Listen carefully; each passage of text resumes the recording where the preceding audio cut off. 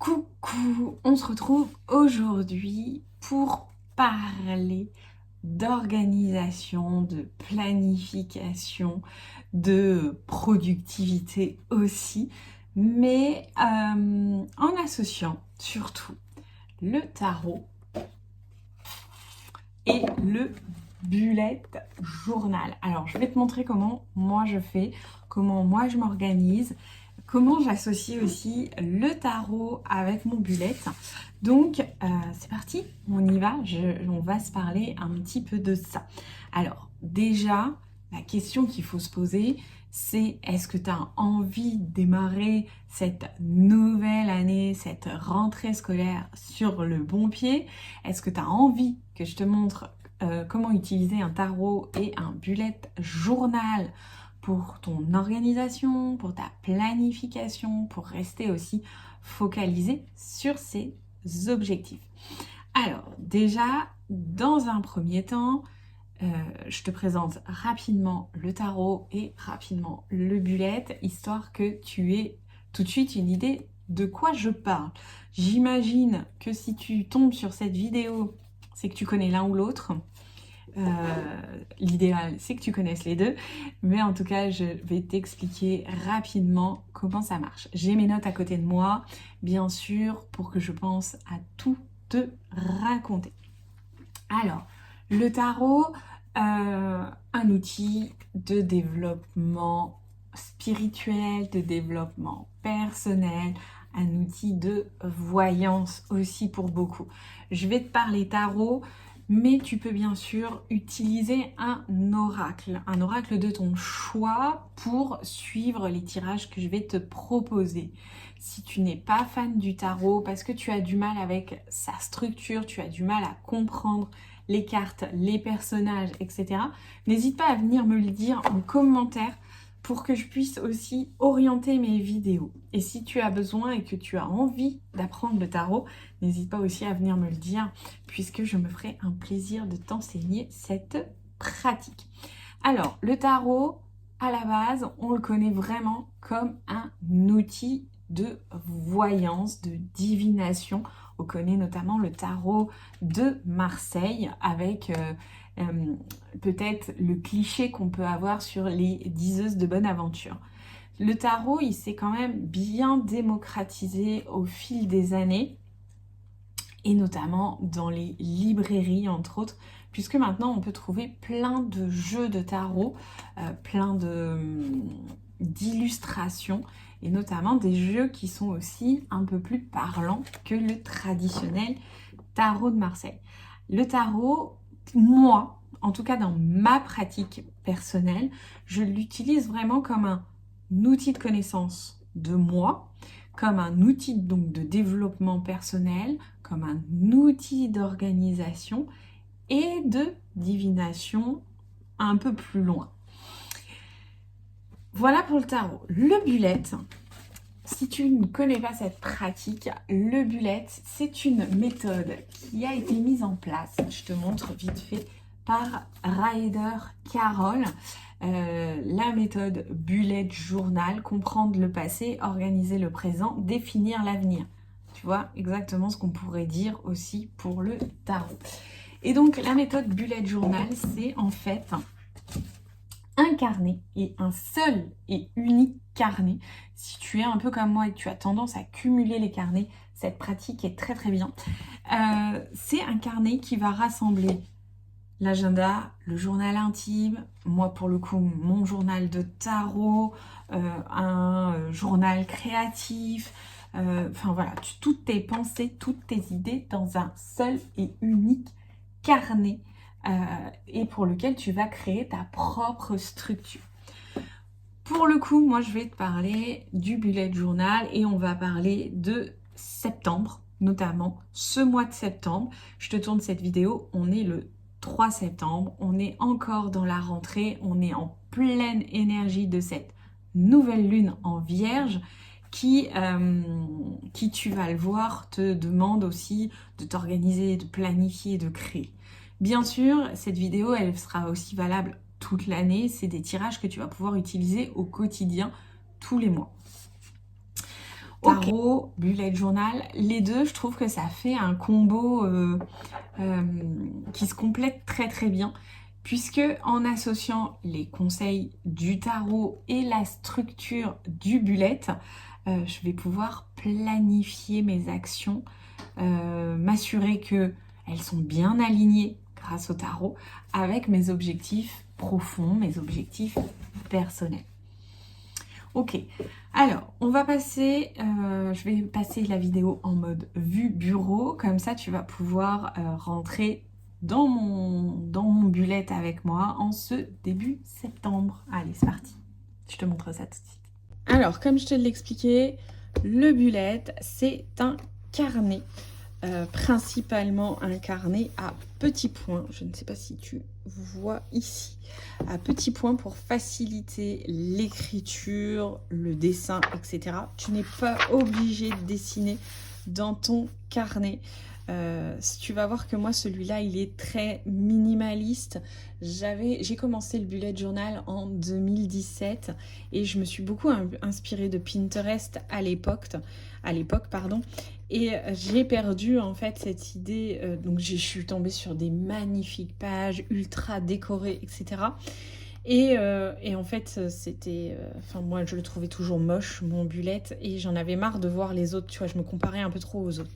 Et donc, cette année, tu vois, j'ai commencé celui-là en 2024. Alors, il ne me fera pas une année complète, parce que je suis bientôt arrivée à la fin, et on est en septembre.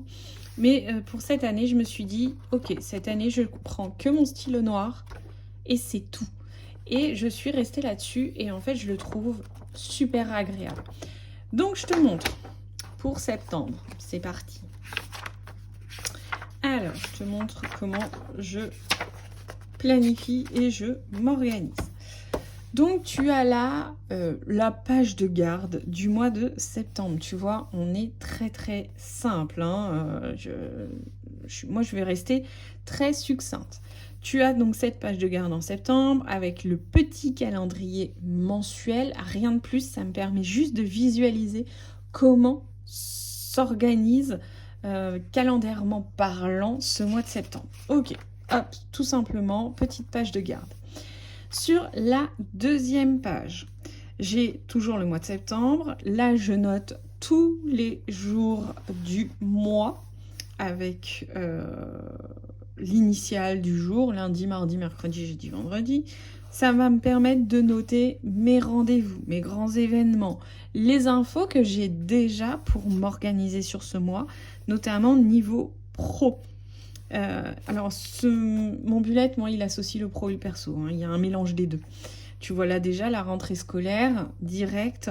Le 2 septembre, je savais que c'était une journée où je ne pouvais rien planifier puisque ma grande rentrait au lycée, à l'internat et tout. Donc, je savais que j'avais ma matinée qui était prise pour la rentrée scolaire. Et la deuxième avait sa rentrée le même jour au collège. Donc, il fallait gérer les deux. Bref, voilà. Donc, un calendrier succinct, très rapide de mon mois de septembre. Là, je me garde une partie to-do list, des choses que j'ai envie de faire dans ce mois. Donc là, tu vois, tourner les vidéos pour YouTube. Bref, on en reparlera. Je me suis gardé une place aussi pour noter toutes mes idées, puisque j'ai beaucoup d'idées qui se promènent dans mon cerveau. Je vais te montrer, par exemple, sur ce mois d'août, tu vois, toutes les idées qui me sont venues. Donc, je les note là, comme ça, je sais qu'elles sont notées quelque part. Et à l'occasion, je reviens. Mais ça me permet vraiment de me vider la tête. Pour le moment, nous sommes le 3 septembre. Je suis soft, je n'ai pas encore noté d'idées. Ok, après, on a le tirage du mois. Et c'est là où je vais commencer à te parler de tarot. Donc, j'aime bien chaque mois faire un tirage pour le mois pour aller voir un petit peu les énergies de ce mois. Donc, tu prends ton jeu de tarot, très simplement, tirage du mois, tu prends ton jeu de tarot, tu bats tes cartes, tu pars avec ton intention de savoir, d'avoir des infos un petit peu sur ton mois de septembre, comment il va se passer, quelles vont être tes forces, tes défis, ton objectif du mois. Donc, tu prends ton jeu de tarot, hein, ou ton oracle, hein, bien sûr. Et là, tu vas aller poser 5 cartes. La première carte que tu vas placer en haut, ça va être toi, ta situation actuelle, le jour où tu tires les cartes. Ce jour-là. La carte numéro 2 que tu vas poser en bas, ça va être tes forces. Les forces, tes compétences, tes qualités qui vont t'accompagner sur ce mois de septembre. En 3, ça va être tes défis, peut-être les différents obstacles que tu vas rencontrer sur ce mois. En 4, tu vas avoir l'objectif de ton mois, ce que tu as envie, ce que tu recherches à atteindre d'ici la fin du mois de septembre. Et enfin, au centre, ton évolution, ce que ça va donner vraiment si tu suis les conseils des cartes. Donc tu vois, tu as déjà un premier tirage en 5 cartes pour organiser ton mois. Donc moi je fais ce tirage chaque mois. Chaque mois, en début de mois, je prépare ce tirage. Ensuite, je reprends mon carnet, j'ai mon tirage à la semaine. Donc, tchouk, je refais le topo, tirage au mois, choup, choup. Ici, je laisse souvent un peu de place parce que des fois, je fais soit le bilan de mon mois à la fin de mon tirage, soit carrément à la fin du mois dans mon carnet. Là, on passe à la semaine. J'ai une page où je fais le tirage à la semaine. Ça va me permettre de détailler, de rentrer plus en profondeur dans ce grand tirage. Donc, ce tirage à la semaine, donc je note, hein. Je te mens pas là, semaine du 2 au 8 septembre, je me remets le petit calendrier ici, où je sélectionne la semaine dans laquelle on est, histoire de m'y retrouver. Donc là, clairement, on est au début du mois. Et je fais un tirage en 4 cartes. 4 cartes pour cette semaine. Il m'arrive d'utiliser un oracle en plus pour aller voir un peu l'énergie complémentaire de la semaine. Donc, un tirage en 4 cartes. Ch'touk. Voilà, tout simplement. Donc, cette carte numéro 1 en haut, c'est l'intention de ma semaine. Ce sur quoi je vais être focus, ce que je souhaite, voilà. Quand je fais mon tirage, c'est ça qui me vient. La carte numéro 2, ça va être l'événement majeur de ma semaine. Ok, qu'est-ce qui va se passer dans cette semaine? Quel va être l'événement important qui va impacter ma semaine? La carte numéro 3, celle qui est ici, c'est l'action à mettre en place. Qu'est-ce que je dois absolument mettre en place pour cette semaine? Et enfin, la carte numéro 4, c'est le truc que je dois arrêter. Tu vois, le truc qu'il faut absolument que j'arrête pour cette semaine. Voilà. Ça, c'est aussi un tirage que je fais toutes les semaines. Ça me donne vraiment des pistes de réflexion. Je viens régulièrement dans ma semaine, je viens voir ce que j'ai écrit, quels ont été les mots-clés que j'ai sortis par rapport aux cartes, quels ont été peut-être, tiens, l'événement, je me dis, ok, bon, bah, je voyais pas trop en début de semaine, mais maintenant, je sais à quoi cette carte pouvait faire référence. Voilà, donc là, vraiment, le tirage de ma semaine. Après, tu as bien sûr les tirages plus spécifiques en fonction du moment, en fonction du mois, surtout en fonction du mois dans lequel tu te trouves en fait. Donc là, hop, je vais plier ça. Et je vais là, pour le coup, maintenant te proposer un tirage beaucoup plus spécifique à ce mois de septembre que tu peux très bien adapter aux autres mois de l'année, bien sûr. Donc, c'est un tirage en 3 cartes. Donc, bien sûr, à chaque fois, hein, tu bats tes cartes, etc. Mais moi, je te montre juste la structure du tirage. Je ne t'interprète pas les cartes dans cette vidéo. Donc, la carte numéro 1, pour cette rentrée, par exemple, c'est ce que tu dois laisser derrière toi. La carte numéro 2, c'est ce sur quoi tu dois te concentrer absolument à l'occasion de cette rentrée. Et la carte numéro 3, c'est le résultat potentiel de cette concentration. C'est qu'est-ce que ça va donner à la fin de cette période de rentrée.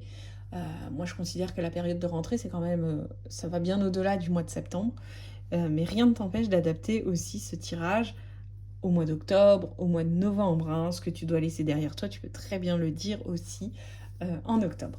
Voilà, donc là, tu peux aussi faire ce tirage qui est un peu plus spécifique pour la rentrée.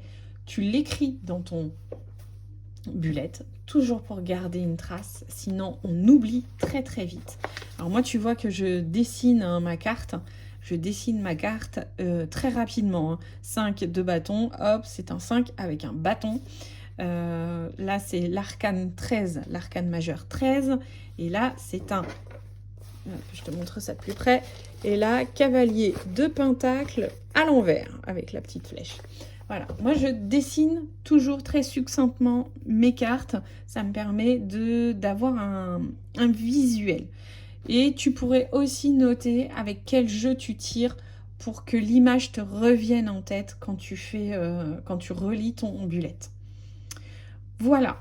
Voilà le tirage spécifique que je voulais te proposer à l'occasion de cette rentrée pour le bullet journal. Donc, en combinant le tarot et le bullet, tu vas voir que tu vas pouvoir mettre en place des actions très très précises dans ta vie, dans ton quotidien, dans ta vie pro, dans ta vie perso. Il n'y a aucun souci.